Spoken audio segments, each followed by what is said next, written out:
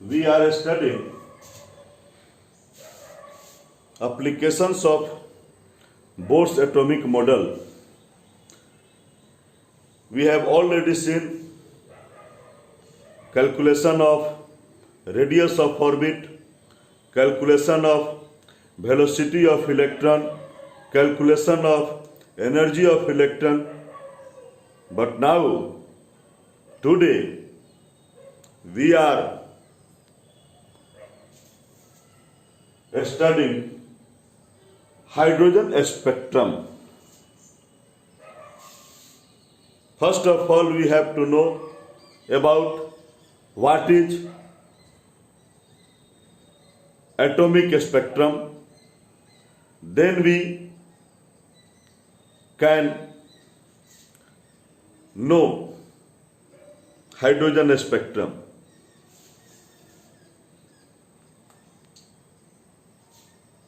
जैसा कि हम जानते हैं, एज यू नो, कि जब इलेक्ट्रॉन एक ऑर्बिट से दूसरे ऑर्बिट पर जंप करता है, when electron jumps from one orbit to another, it absorbs energy और रिलीजेज एनर्जी. या तो एनर्जी रिलीज करता है या ऑब्जॉर्ब करता है जब एक ऑर्बिट से दूसरे ऑर्बिट पर जंप करता है. उस एनर्जी के ऑब्जॉर्प्शन और रिलीजेशन से रेडिएंट एनर्जी निकलती है, विच एमिट्स रेडिएंट एनर्जी. और वह रेडिएंट एनर्जी जिस स्पेक्ट्रम को बनाती है, तो उसी को हम लोग कहते हैं एटॉमिक स्पेक्ट्रम. अब यदि उस एटम को हमने हाइड्रोजन एटम लिया है, तो नेचुरल है कि हाइड्रोजन स्पेक्ट्रम कहलाएगा.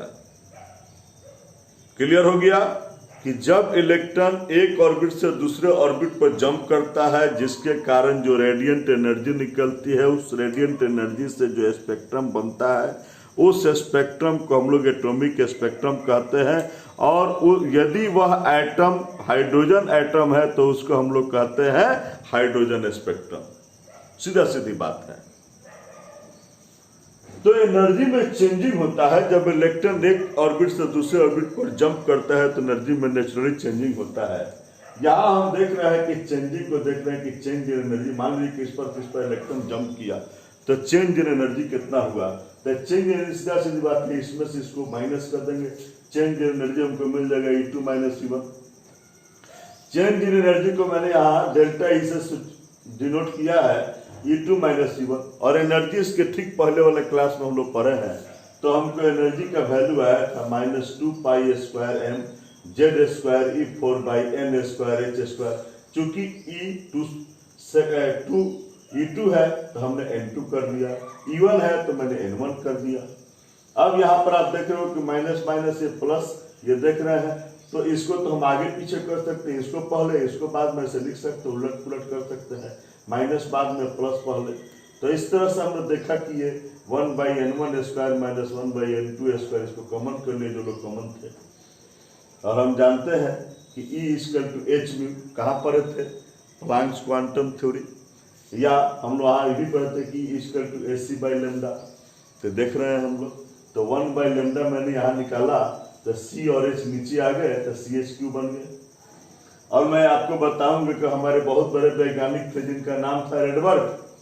उन्होंने क्या किया कि इन सारे कांस्टेंट को 2 pi square m E4 CH3, ये सारे कांस्टेंट के एक साथ उन्होंने जो है सो कि इसका कैलकुलेशन निकाला. इसीलिए इतना के बदला में हम जो है सो कि R लिखे हैं, और R का मतलब रेडबर्ग कांस्टेंट, उसका वैल्यू मैंने दिया है 109678 पर सेंटीमीटर. या हम लिख सकते हैं 1.1 × 10⁵ पर सेंटीमीटर लिख सकते हैं. तो ये R से डिनोट किया है रेडबर्ग कांस्टेंट को. और 1 बाई लेमडा को म्यू बार भी कर सकते हैं, वेव नंबर भी कर सकते हैं, जो हम लोग ऑलरेडी पढ़ चुके हैं. वेव नंबर, ये लेमडा वेवलेंथ, ठीक है. तो wave number equal to RZ square 1/N1 square minus 1/N2 square कहिए, अच्छा है 1/λ equal to RZ square 1/N1 square minus 1/N2 square. ये N1 स्क्वायर और N2 स्क्वायर क्या खेला है ये ध्यान देखिए। यदि इस N1 का वैल्यू 1 हो, यदि इस N1 का वैल्यू 1 हो यानी कि ऑर्बिट 1 हो, और N2 का वैल्यू जो हो, चाहे 2 हो, चाहे 3 हो, चाहे 4 हो, चाहे 5 हो, चाहे 6 हो, इसमें से कहीं से भी इलेक्ट्रॉन इस पर जंप करता है, तो इस तरह से जो सीरीज हमको मिलती है, इसी सीरीज को हम लाइमन सीरीज कहते हैं। और ये लाइमन सीरीज हमको अल्ट्रा वायलेट रीजन में प्राप्त होता है। तो रीजन तो सब आपको पता है, ठीक है, visible region, ultraviolet region, visible region, infrared region, ये सब रीजन कहाँ मिलते हैं लाइमन सीरीज? तो अल्ट्रा वायलेट रीजन में हमको प्राप्त होते हैं। और जब यदि N1 का वैल्यू जो है सो कि 2 हो और N2 का वैल्यू जो है सो कि 3, 4, 5, 6, 7 ये इसमें से कोई हो, तो उसको हम लोग बामर, यानी कि यहाँ से इस पर जंप करे इलेक्ट्रॉन, तो इसको हम लोग बामर सीरीज कहते हैं। और ये हमको विजिबल रीजन में मिलता है। बार बार आपसे कंपटीशन तक पूछता है कि कौन से रीजन में मिलते हैं, इसको ध्यान रखिएगा। यदि N1 का वैल्यू 3 हो और N2 का वैल्यू 4, 5, 6 और या 7 हो, तो उसको पास्टन सीरीज कहते हैं, और ये हमको इंफ्रारेड रीजन में मिलता है। फिर वैसे ही यदि N1 का वैल्यू जो है सो कि 4 हो और जो है सो कि N2 का वैल्यू जो है सो कि 5, 6 ये 7 इसमें से कोई हो, तो उसको ब्रैकेट सीरीज कहते हैं, और ये भी हमको इंफ्रारेड रीजन में मिलता है। यदि हमको N1 का वैल्यू 5 हो और N2 का वैल्यू 6 या 7 हो, तो उसको पॉपर सीरीज कहते हैं, और ये भी हमको इंफ्रारेड रीजन में मिलता है।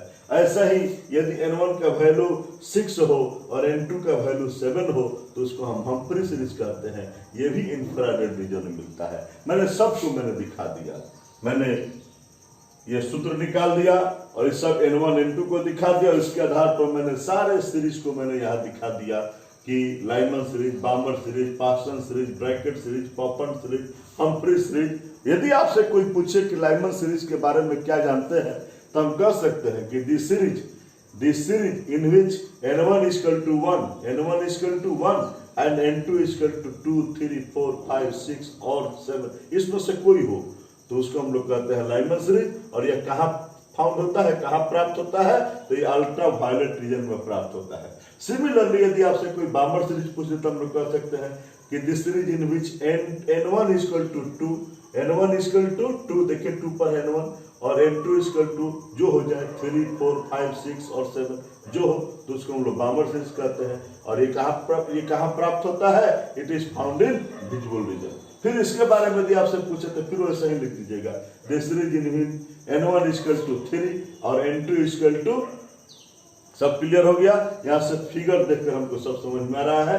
तो 2 को मैंने नमूना के ऊपर लिख दिया, बाकी आप अपने से लिख लोगे, ये मुझे उम्मीद है। दिक्कत हो तो पूछ लीजिएगा, ठीक है। तो हम लोग ये इसको जो है सो कि जान गए, आज हाइड्रोजन स्पेक्ट्रम के बारे में जान गए। फिर मिलते हैं आपसे नेक्स्ट क्लास में, तो हम लोग देखेंगे कि बोर्ड साहब ने बोर्ड के एटॉमिक मॉडल में कौन कौन से डिफेक्ट्स हैं। थैंक्स।